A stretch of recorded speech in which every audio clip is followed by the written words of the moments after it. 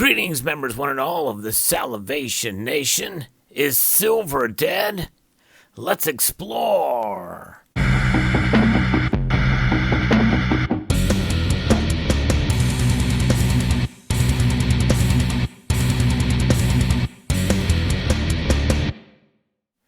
You know, that's the question that I'm sure many in the community are asking.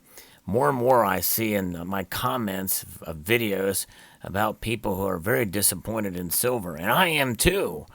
So it makes us wonder if the metal is dead on arrival, considering its lackluster performance. And I'm going to be talking a little bit based off of an opinion piece from Kitco that talks about this subject. You know, the author fully recognizes that gold to silver ratios are at record highs, and it is and that central banks are obviously accumulating lots of gold and no silver at all. In fact, I'll go even further and say that the central bank of central banks, the Bank of International Settlements, you've heard me talk about that they have designated gold as a tier 1 asset. There's no such status for silver out there. And during this pandemic and during that big sell-off, yes, gold was hit, but silver was hit pretty much at a rate of 3 times that of gold.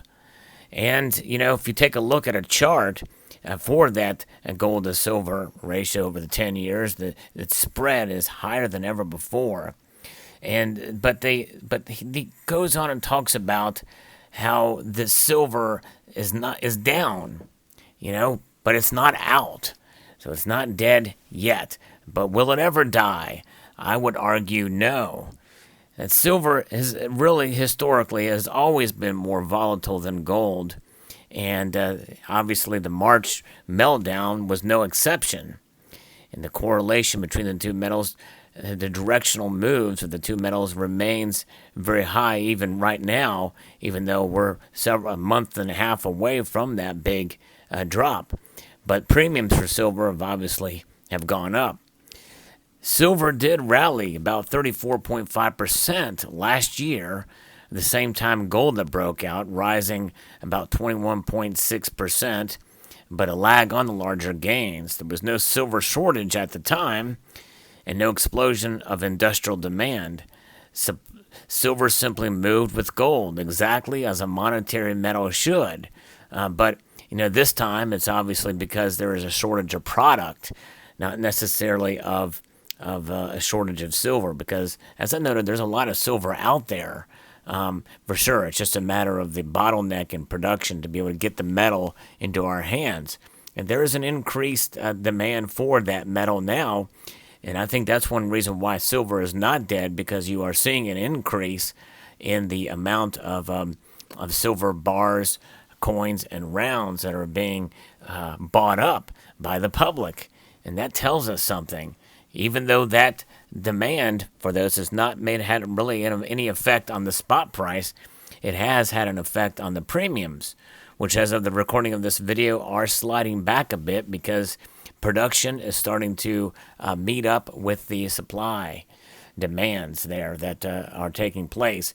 And also industrial applications of silver are down because of the coronavirus situation. And central banks may not care about silver, but billions of people around the world still see silver as money. And I question that if it's really billions these days. It does seem like, at least from my vantage point, that yes, the silver community here in social media platforms has increased, but we are a very small percentile of the population. And my guess is probably less and less people understand silver as money nowadays, probably than ever before. That statement may have held true some time ago, but I don't think it holds true today. Silver is a word for money in most languages. Many people who live in countries with long histories of debasing their currencies, can't afford gold, coins, save in silver. But, in Middle Eastern countries, you don't find silver. It's mostly gold out there. So perhaps in some other nations, maybe European nations, that may be somewhat is the case. But also, many European nations are saddled with the VAT, the value-added tax, making it ineffective as a way to hedge your purchasing power because of the taxes you pay. It's not just poor people who care about silver. Investment demand in rich countries has gone through the roof. And that is true in the recent crisis. It really is. More and more people are buying now. There's a massive shortage of bullion products in the market. Premiums remain ridiculously high, but they are shrinking a bit. And it's likely to take months to clear up, and the scarcity should bolster the market.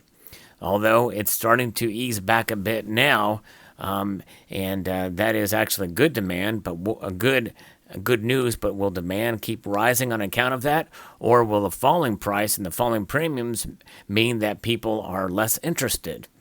That's the thing to find out and see how what'll take place. The industrial demand shock that we saw in March is real. China uses large amounts of silver making solar panels. They're one of the largest producers of solar panels, them and Germany actually, as just one of many industrial applications that the metal uses.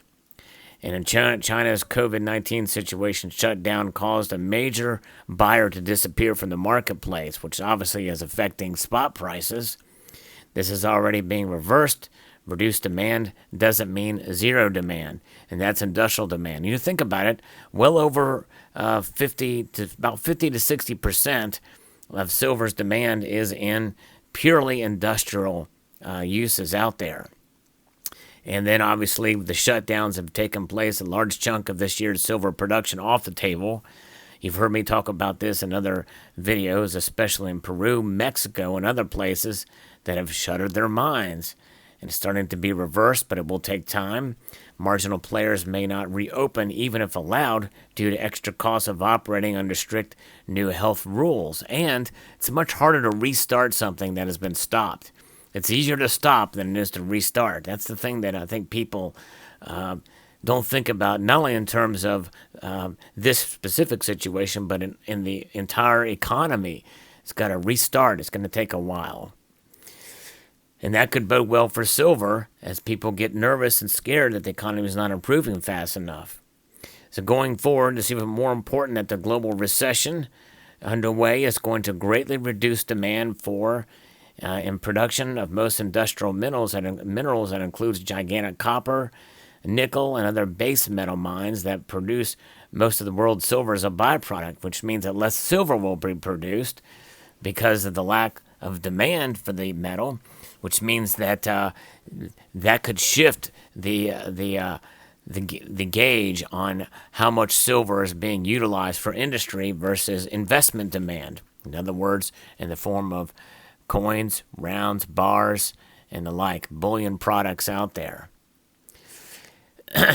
It's just a sort of combination. Rising safe haven demand for monetary metals combined with expectations of reduced supply due to reduced industrial activity that sent silver in one of its manias for the crash of 2008.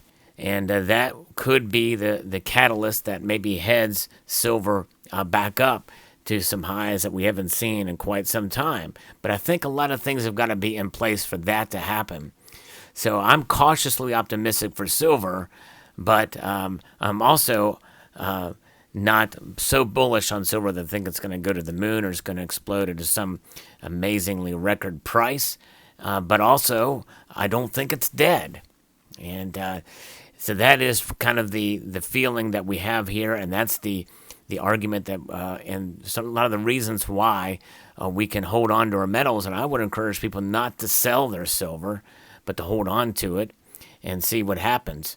And gold is going to probably continue to be that stalwart. That's going to be the stable metal out there. Gold is less volatile, and it's going to pull silver along with it, I believe, in due course. And so we'll see what happens if that does occur, and perhaps if it does, and more people see silver for what it is as a monetary metal, as well as an industrial metal, and accumulate more rounds, bars, and coins, and that demand starts to grow, well, I think it's then and only then will you see the ratio between gold and silver narrow to a point of it being worthy of a monetary metal that we once remember it as, even more so. It's always been seen as an industrial metal, but I believe there's a psychological aspect to it that is kind of driven people away from seeing it, considering the price structure over the last years here. So silver is not dead, and I would encourage you to accumulate as you can, as you feel comfortable, considering that premium's starting to fall a bit, and to rest assured that silver's not dead, and to not sell off your silver in times of hardship when it's unloved like it is now, and but also be realistic about silver. I think that's the thing. People got into silver. It's not so much these days, but there's been a time when I first started this channel, and for maybe even a couple of years after that, there's been a lot of false hopes about silver. Pie in the sky prices, and a lot of misinformation out there. And part of what I do here is to try to set some of that straight, even though I'm not the arbiter of the truth or anything of that sort. But I try my best to provide a balanced viewpoint and try to keep an open mind, even for what can be displayed as information from, quote, silver pumpers, even dealers out there. I'll take it for what it is, but I'll take it for a grain of salt because we know some of the agenda that could be behind it.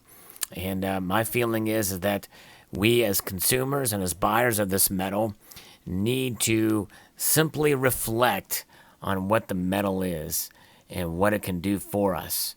And that is to preserve our wealth in the very long term.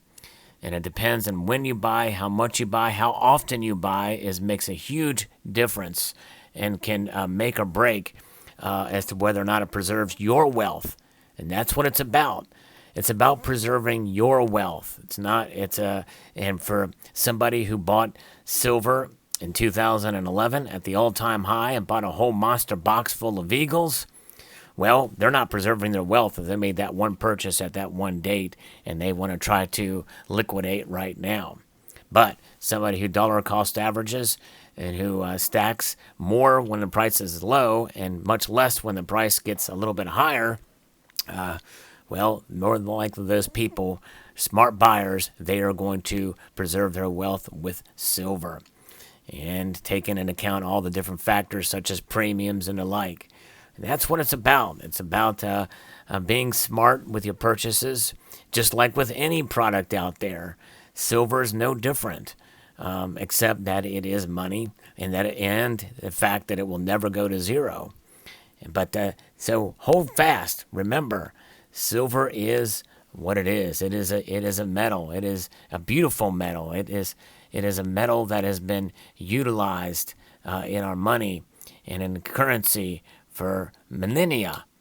And so as long as you recognize that and recognize the wonderful diversity that the metal can hold for us, including in the industrial, medical, biotech industries and the like out there, you will have that dual understanding of the metal and how it can work for you and how you can protect yourself and come in with a clean slate and an open mind, but also a fair mind when it comes to the metal here. But in the end, I believe silver stackers out there would be even more protected if they diversify and hedge their wealth with gold. I believe that's important for all silver stackers out there to have some of their holdings in gold as well. Diversity is key, and that's what it's all about. I'd like to extend a multitude of gratitude to you all for watching and encourage you to please rate, share, comment, and subscribe.